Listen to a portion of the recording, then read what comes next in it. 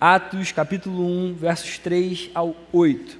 O texto diz assim: Depois do seu sofrimento, Jesus apresentou-se a eles e deu-lhes muitas provas indiscutíveis de que estava vivo. Apareceu-lhes por um período de 40 dias, falando-lhes acerca do reino de Deus. Certa ocasião, enquanto comia com eles, deu-lhes esta ordem: Não saiam de Jerusalém, mas esperem pela promessa de meu Pai, da qual falei a vocês, pois João batizou com água, mas dentro de poucos dias vocês serão batizados com o Espírito Santo. Então os que estavam reunidos lhe perguntaram: Senhor, é neste tempo que vais restaurar o reino a Israel?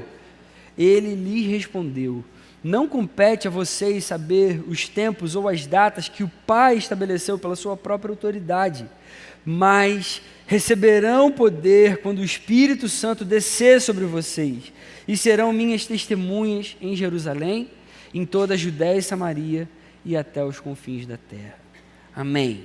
Esse é o texto que a gente vai trabalhar essa noite aqui. Um tempo atrás, eu analisava algumas empresas, eu fui analista de investimentos, de empresas da Bolsa de Valores. Depois de um tempo, na minha empresa, eu migrei para uma outra área e eu analisava empresas de capital fechado. Eram empresas que não eram negociadas abertamente na Bolsa de Valores. Por que eu estou falando isso? Porque eu lembro que, como analista, a gente investia em algumas empresas e a fundação que eu trabalhava colocava às vezes um dinheiro muito alto. Então a gente tinha que entender se essas empresas elas eram lucrativas de fato, elas dariam algum retorno para a fundação, se fariam sentido ou não. E muitas vezes, quando a gente ia fazer um investimento, quando essas decisões eram tomadas, a gente escolhia de uma forma estratégica quem seria o novo diretor financeiro dessa empresa. Para a gente isso era algo que era importante demais. Era alguém que ia entrar, às vezes, numa empresa relativamente pequena, perto de empresas maiores já da Bolsa de Valores, e era alguém que ia organizar as contas da empresa, era alguém que ia entender de uma forma mais profunda do fluxo de caixa daquela empresa, era alguém que tinha que saber economizar no essencial, era alguém que tinha que saber destinar os recursos para áreas estratégicas, era alguém que tinha que saber contratar uma equipe boa para gerir toda essa parte financeira. A gente entendia que um bom diretor financeiro poderia fazer o negócio dar certo ou não. Eu não sei se você sabe, mas existem negócios hoje que dependem bastante da figura de uma pessoa, ou que podem melhorar muito dependendo de quem esteja à frente. Às vezes é um diretor financeiro, às vezes é um CEO, às vezes é uma pessoa que realmente faz a diferença. Isso acontece muito na Bolsa de Valores. Eu não sei se você investe algum recurso lá, mas, por exemplo, quando sai a notícia de que um bom CEO entrou em alguma empresa, a ação dessa empresa ela é valorizada na hora. Às vezes, num dia só, tem uma valorização de 6%, de 10% numa empresa só. E o contrário também acontece, quando sai a notícia de que um CEO ruim, um cara que foi indicado só de forma política, a ação dessa empresa, na maioria das vezes as estatais, elas despencam. Uma pessoa pode fazer muita, mas muita diferença. A igreja é assim. A igreja é assim. Não que ela seja um negócio, tá? Por favor. Eu não estou querendo dizer que a empresa é um negócio. Eu estou só usando uma analogia aqui. O que eu quero dizer é que na igreja existe uma pessoa que pode fazer ela dar certo ou não. A igreja depende essencialmente de uma pessoa. A pessoa do Espírito Santo. A pessoa do Espírito Santo. O Espírito Santo é uma pessoa. Eu não estou querendo dizer que ele é um ser humano, mas que ele é uma pessoa. O Espírito Santo tem personalidade própria. Ele é um ser pessoal. Ele não é um vento qualquer. Ele não é o poder de Deus. Ele tem poder próprio. O Espírito Santo é uma pessoa com vontade própria, com sentimento próprio, com inteligência própria. Ele não é um poder. Ele tem poder. O Espírito Santo é uma das pessoas da Trindade. Nós cremos num único Deus que subsiste em 3 pessoas: o Pai, o Filho e o Espírito Santo. Essas 3 pessoas são de mesma substância, são de mesma dignidade. Elas possuem apenas funções economicamente distintas. Cada um exerce uma função no plano de redenção de Deus, mas as três pessoas têm têm o mesmo poder, têm a mesma dignidade, são de mesma substância. O que eu quero dizer é que o Espírito, ele age como quer, ele age quando quer, ele age onde ele quer. Foi isso que Jesus quis dizer para Nicodemos quando ele ensinou que o Espírito sopra onde quer. Você o escuta, mas não pode dizer de onde vem nem para onde vai. Assim como a pessoa do Filho, tudo o que o Espírito faz tem o propósito de glorificar a Deus. E por que isso é importante para a gente já no início dessa série? Porque é a pessoa do Espírito Santo que mantém a igreja. É a pessoa do Espírito que sustenta a igreja. A igreja começou lá no 1º século e ela existe até hoje. E Jesus disse que as portas do inferno não poderiam prevalecer. A igreja vai continuar existindo e quem vai continuar mantendo a igreja é a pessoa do Espírito Santo. O Senhor Jesus, quando estava aqui entre nós, ainda nessa terra, Ele falou muito a respeito do Espírito que Ele enviaria para continuar a sua obra aqui nesse mundo. Ele havia deixado claro para os seus discípulos que Ele iria para o Pai, mas Ele enviaria o seu Espírito para conduzir os seus corações e para ensinar toda a verdade.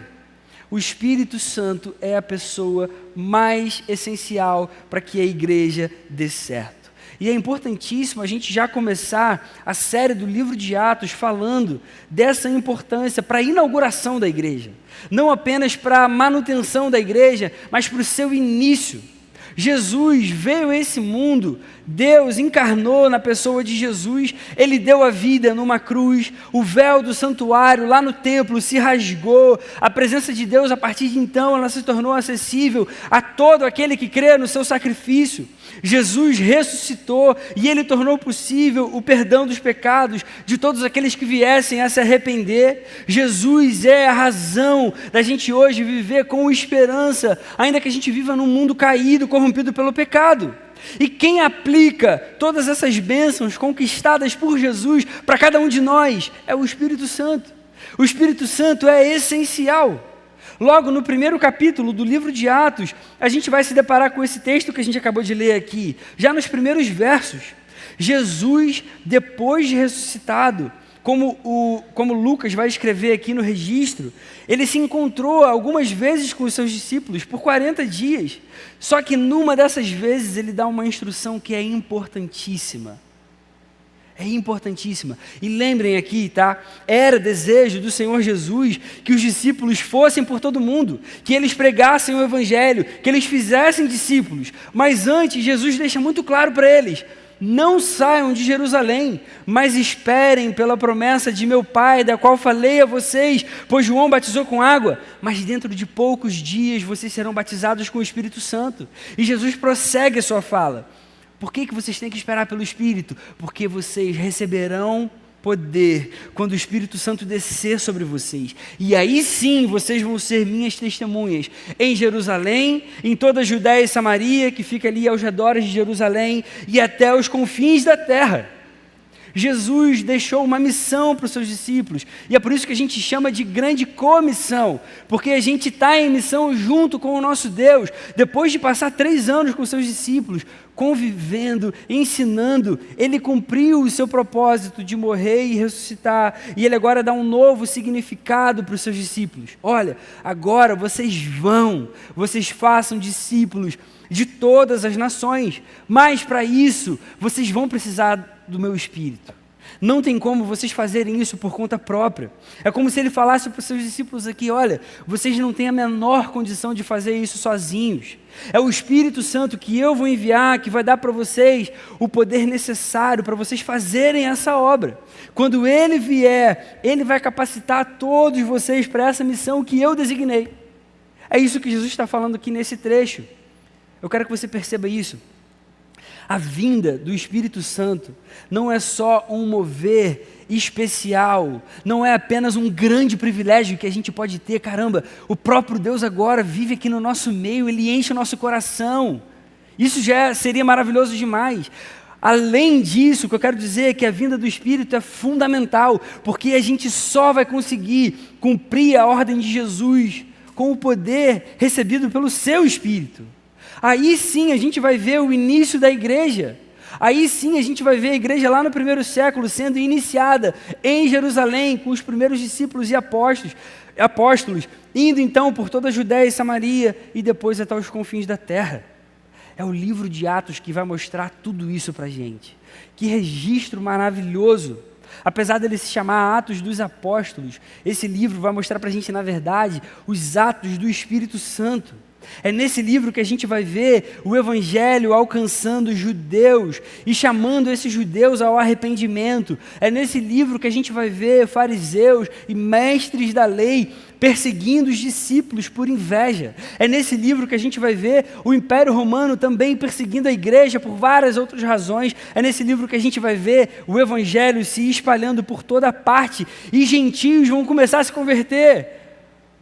O Evangelho não era só para os judeus, era para o mundo todo. É nesse livro que a gente vai ver o Espírito Santo se derramando em vários lugares, por várias gerações, em cumprimento à promessa de Jesus e a muitas profecias do Antigo Testamento.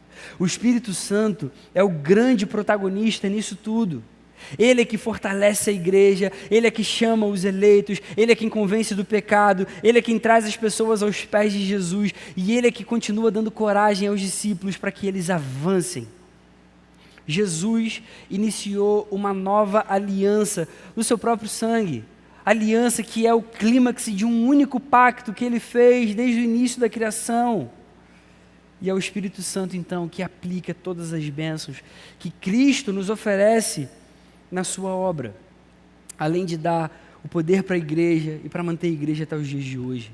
O livro de Atos, ele vai mostrar para a gente o resultado prático dessa nova aliança na vida da igreja e como é fundamental o Espírito Santo em tudo isso.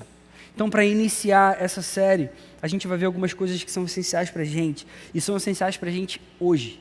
A primeira coisa que eu quero destacar aqui é que não existe igreja sem o Espírito Santo. Não existe igreja sem o Espírito Santo. Jesus veio a esse mundo, Ele morreu, Ele ressuscitou, a sua obra foi consumada. E aí aqui Lucas vai registrar que Ele deu muitas provas indiscutíveis de que estava vivo. Jesus de fato apareceu várias vezes para os seus discípulos, depois de ter ressuscitado, Ele provou que Ele ressuscitou de fato. E Lucas vai dizer que Jesus apareceu por um período de 40 dias, falando-lhes acerca do reino. E numa dessas vezes em que ele apareceu, ele dá uma ordem para os seus discípulos. Versos 4 e 5. Não saiam de Jerusalém. Eu quero que vocês vão, mas não saiam, por enquanto. Não saiam de Jerusalém. Esperem ainda pela promessa do meu Pai, da qual eu falei a vocês. João batizou com água, mas dentro de poucos dias vocês serão batizados. Vocês vão receber o Espírito Santo.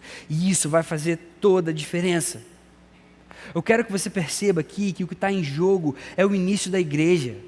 A igreja, galera, não é uma invenção humana. A igreja não é uma forma melhor de se viver em sociedade. A igreja não é um clube de pessoas que buscam melhorar moral e eticamente. A igreja é um projeto do próprio Deus. Jesus morreu e ressuscitou pela sua igreja.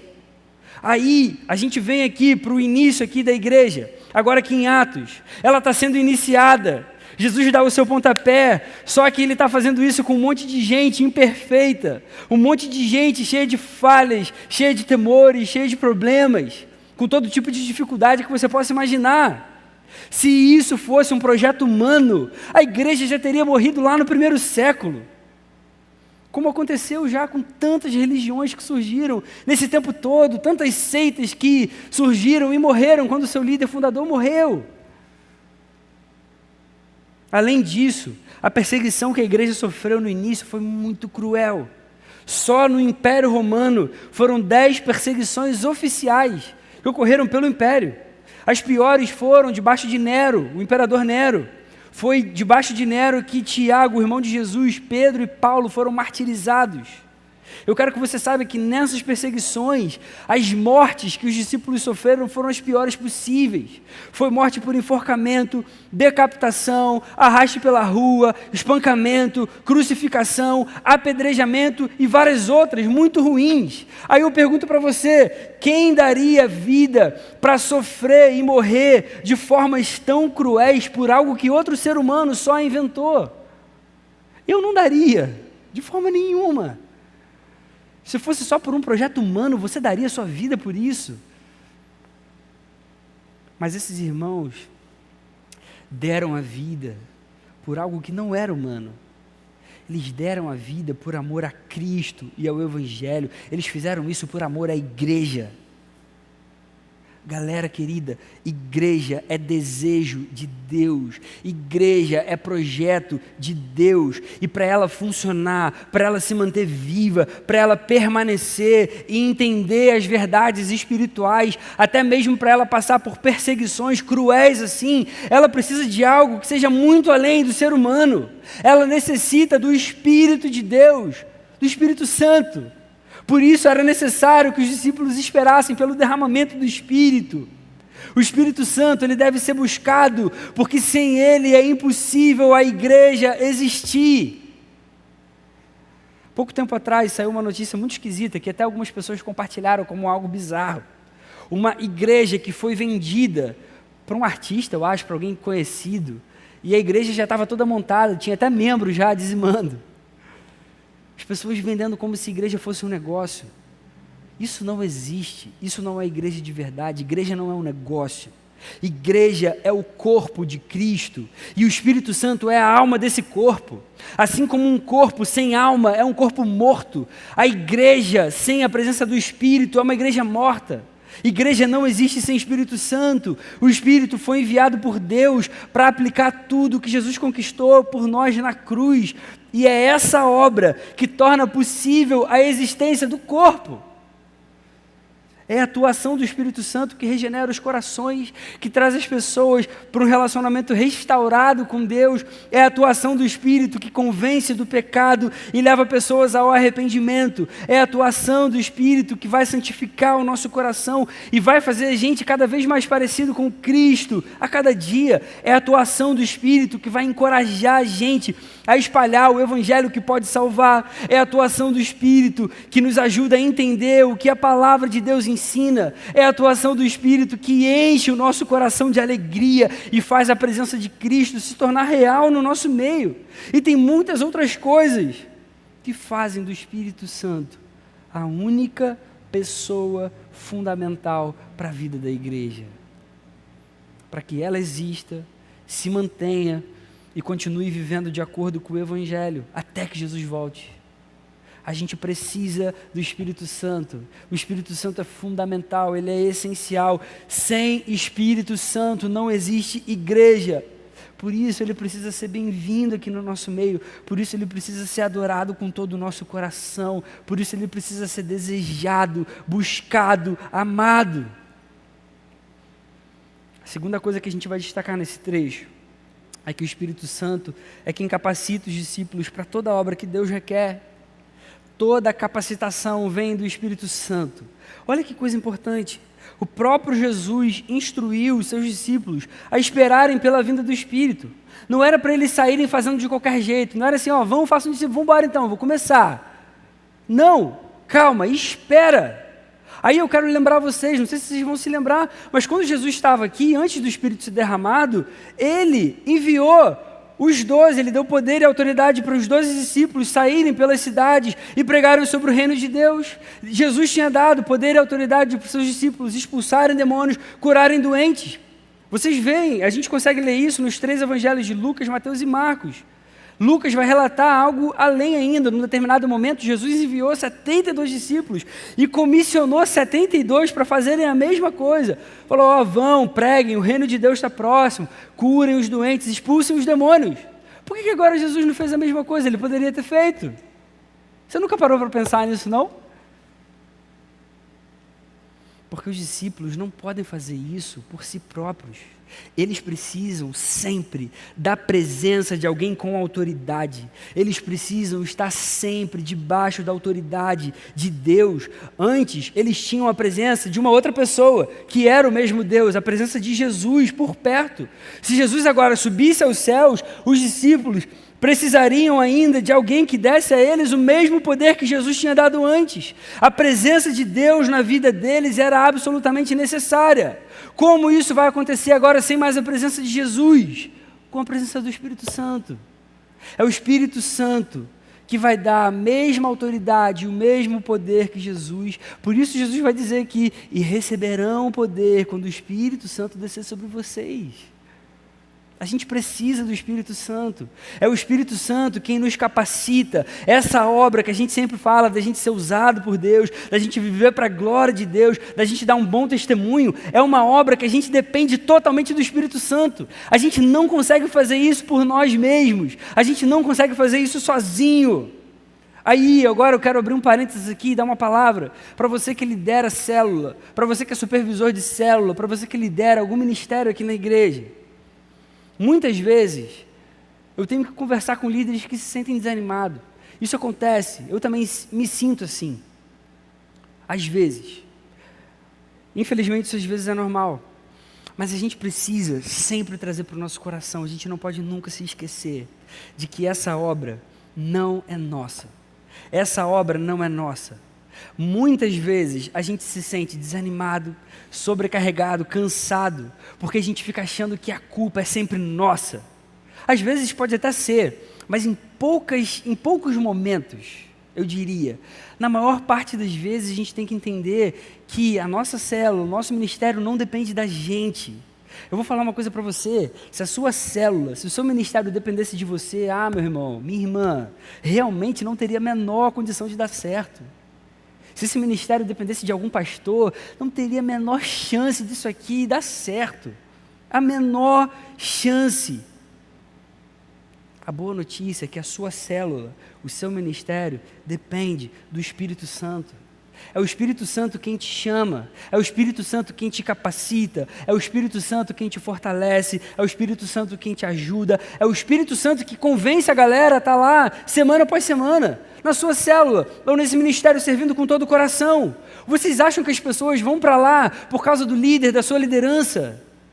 Infelizmente, às vezes pode até ser, mas quem vai só por causa do líder, logo logo vai embora, logo logo vai sair. Porque em algum momento, como todo ser humano, o líder vai falhar, o pastor vai falhar. E eu não estou nem falando, às vezes, de pecado moralmente graves, não. Às vezes a falha é uma falha ridícula, que é uma falha que é do ponto de vista da pessoa que sofre. Ele pensa assim, não me mandou uma mensagem, não se importa comigo. Mandou muita mensagem, está muito chato. As pessoas reclamam de tudo. As pessoas querem atenção o tempo todo.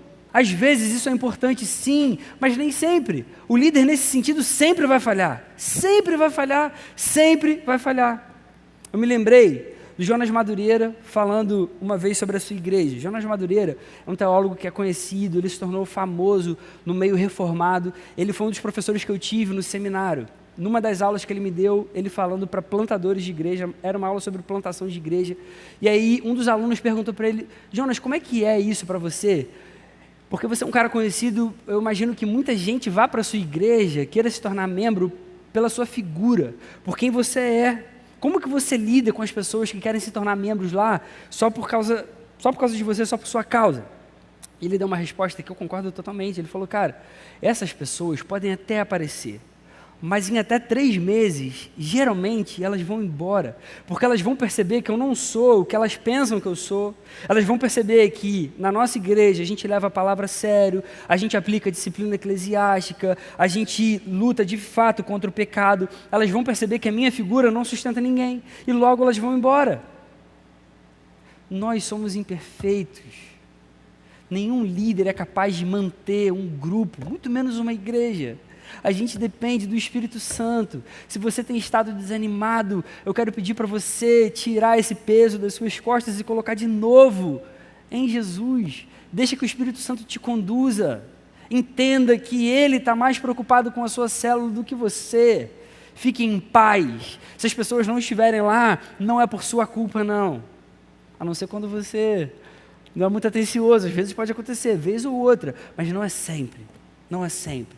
Depende única e exclusivamente do Espírito Santo. Ele é quem vai capacitar a gente para a sua obra. Isso precisa trazer paz ao nosso coração. A terceira coisa que eu quero destacar aqui nesse trecho é que a presença do Espírito Santo nos é dada para um propósito específico. O Espírito Santo é derramado para um propósito específico. Versos 7 e 8. Ele lhe respondeu, Jesus falou para os seus discípulos: não compete a vocês saber os tempos ou as datas que o Pai estabeleceu pela sua própria autoridade, mas receberão poder quando o Espírito Santo descer sobre vocês e serão minhas testemunhas em Jerusalém, toda a Judéia e Samaria, até os confins da terra. Jesus está dizendo para os discípulos aqui, não cabe a vocês ficarem preocupados com os tempos. Isso não é algo que vocês deveriam se preocupar. O que cabe a vocês é, quando o Espírito Santo vier, ele vai encher vocês e vocês vão testemunhar ao meu respeito aqui em Jerusalém, depois na Judéia e Samaria, depois até os confins da terra. Existem coisas a respeito de Deus que a gente quer saber, a gente é curioso pra caramba. Quando a gente faz paredão, vem umas perguntas e você fala, cara, a Bíblia nunca falou sobre isso, é impossível te dar uma resposta. Mas Deus não acha importante que nós saibamos. Se ele achasse que era importante, ele teria revelado de uma forma mais clara. Por isso ele não revela.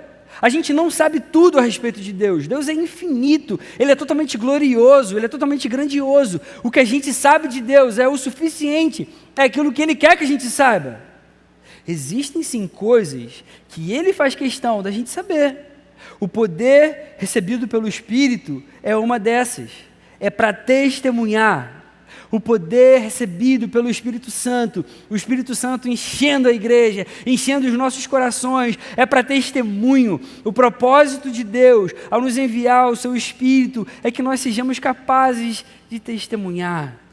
Não é apenas para a gente receber um dom espiritual, não é apenas para a gente receber alguma bênção específica, não é apenas para a gente conseguir vencer algum pecado que a gente gostaria de vencer. O Espírito Santo também ajuda a gente nessas coisas, mas o que Deus mais deseja da nossa vida é que nós testemunhemos.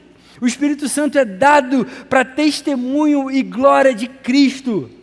A presença do Espírito Santo é dada para que os discípulos recebam o poder de Deus e sejam capazes, sim, de passar por perseguições, de evangelizar em todos os lugares, de lutar contra pecados, de parar de olhar para si mesmos, de servir com amor e dedicação ao reino de Deus. E assim, enquanto eles fazem essas coisas, eles testemunham de uma forma impressionante ao mundo sobre quem Deus é. É para testemunhar. Vocês lembram que a gente fala aqui, nossa confissão de fé ensina isso para a gente? Qual é o principal objetivo do ser humano? Glorificar a Deus, certo? Glorificar a Deus. Glorificar a Deus de uma forma prática é a gente demonstrar com a nossa vida o reflexo de quem Jesus é. Glorificar a Deus é nós mostrarmos ao mundo Deus na face de Cristo. O que é isso se não testemunhar? Toda vez que você vai pelo mundo, toda vez que você vive de acordo com o Evangelho, toda vez que você glorifica a Deus, você está testemunhando. Você está mostrando para o mundo que o seu Deus é real. Você está mostrando para o mundo que a sua vida é completamente dele. Você está mostrando ao mundo que o seu Deus é vivo e ama a sua vida e ele pode transformar qualquer coração. Testemunhar. É para isso, principalmente, que o Espírito Santo é dado a nós. Isso é lindo demais. Isso é lindo demais. É o Espírito Santo que vai capacitar a gente a realizar essa tarefa de glorificar a Deus. Deus tem um propósito único ao nos dar o seu Espírito. E desse propósito é que vem todas as outras coisas muito legais e muito maravilhosas que o Espírito Santo faz também no nosso meio, na nossa vida, no nosso coração. Isso é lindo. Diante disso tudo, eu queria trazer duas aplicações para a nossa vida. A primeira delas, nós devemos desejar o Espírito no nosso meio. A gente precisa desejar o Espírito Santo no nosso meio. A gente precisa desejar com todo o nosso coração, com toda a nossa força, com tudo que a gente puder, mais do que qualquer outra coisa em toda a nossa vida. A gente precisa desejar o Espírito no nosso meio. A palavra de Deus vai ensinar que o Espírito se sujeita ao profeta. 1 Coríntios 14, versos 32 e 33. O apóstolo Paulo está falando sobre ordem no culto e ele diz o seguinte: o espírito dos profetas está sujeito aos profetas, pois Deus não é Deus de desordem, mas de paz. Sabe o que isso significa? Sabe qual é o princípio por trás? É que o Espírito Santo não força ninguém, ele não toma o coração de ninguém, ele não faz nada que ninguém não queira. Ele vai onde ele é bem-vindo, onde ele é desejado.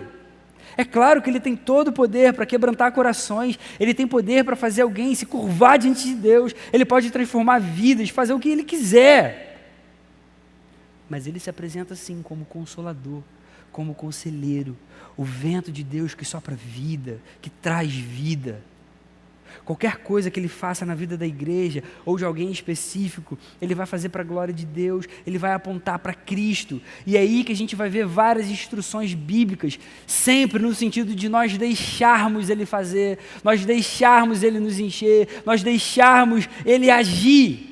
Deixem-se encher pelo Espírito, lá de Efésios. Vivam pelo Espírito, de modo nenhum vocês vão satisfazer os desejos da carne, lá de Gálatas. Num outro momento, a palavra vai ensinar onde está o Espírito do Senhor, ali a liberdade. Ou seja, nós agora somos livres para buscarmos mais e mais e mais a sua doce presença. Nada mais agora te impede, a escravidão do pecado não te impede mais, agora você é livre, você foi libertado pelo Espírito. Onde o Espírito está, ali é liberdade. Mas ele não vai arrombar a tua vida e o teu coração para entrar e encher você. Ele vai fazer isso quando você desejar. Ele vai fazer isso quando você buscar de todo o coração. O Espírito Santo deve ser desejado. Isso deve ser até motivo de oração. Se você, na sua devocional, não tem costume de orar por isso, comece a orar: Senhor, me dá mais do Teu Espírito. Senhor, eu quero desejar mais da Tua presença. Senhor, eu quero ter um coração cheio de prazer por quem Você é. Senhor, eu quero que esse momento na Tua presença seja o momento mais prazeroso do meu dia. E Ele vai começar a fazer essa obra porque Ele deseja isso também. E a segunda aplicação, a gente deve buscar a santidade. A gente deve desejar e deve buscar a santidade. Se Ele é o Espírito Santo, a sua obra necessariamente vai produzir santidade. O Espírito Santo sempre vai produzir santidade. É impossível a gente viver com algum pecado e sermos cheios do Espírito.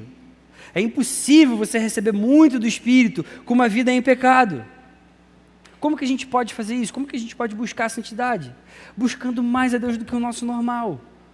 Antes de você simplesmente achar que você só tem que deixar alguns pecados para trás, se você deixar alguns pecados para trás, você resolveu o seu problema, você pode buscar de uma forma ativa, intencional, a presença de Deus no seu coração, na sua alma. Ele pode te encher de verdade.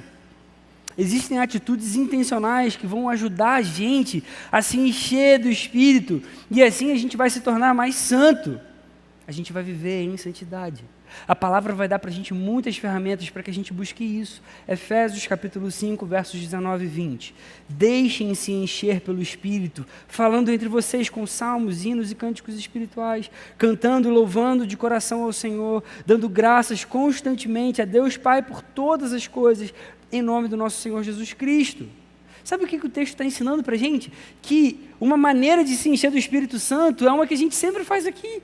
É uma coisa muito mais simples do que a gente poderia imaginar. Quando a gente fala entre a gente sobre textos bíblicos, sobre salmos, por exemplo, quando a gente canta louvores com todo o nosso coração, quando a gente faz isso de verdade, quando a gente tem um coração grato a Deus por todas as coisas, essas são ferramentas que a palavra está dando, que vão encher a gente do Espírito. Você quer se encher do Espírito, então louve mais. Você quer se encher do Espírito, cante com todo o seu coração, entregue toda a sua vida de verdade para Deus, agradeça a Ele por todas as coisas que Ele te dá, por todas as coisas que Ele faz para você, por quem Ele é para você. Se você fizer isso, a palavra está dizendo, você vai se deixar encher, o Espírito vai te encher.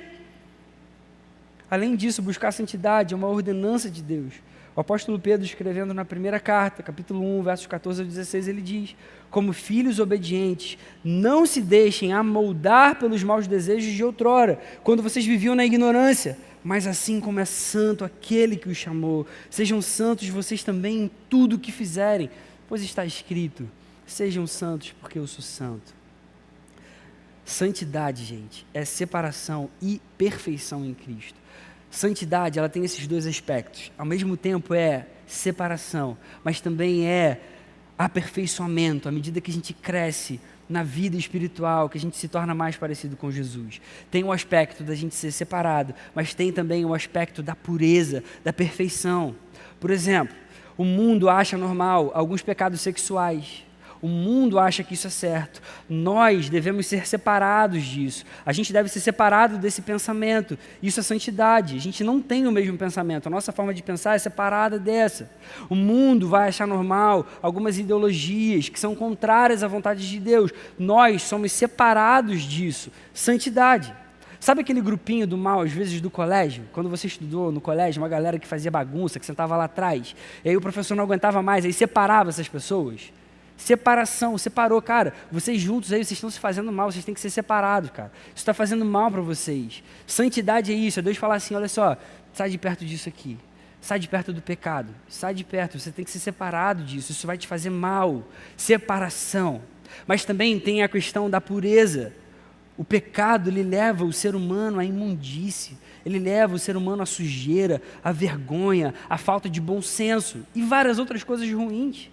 Nós também somos chamados a viver em pureza, de uma forma completamente diferente a essas que são horríveis. Isso é santidade. Repara uma coisa aqui, não está escrito não, ainda bem que eu lembrei disso aqui. Santidade não significa que você precisa mudar a sua personalidade.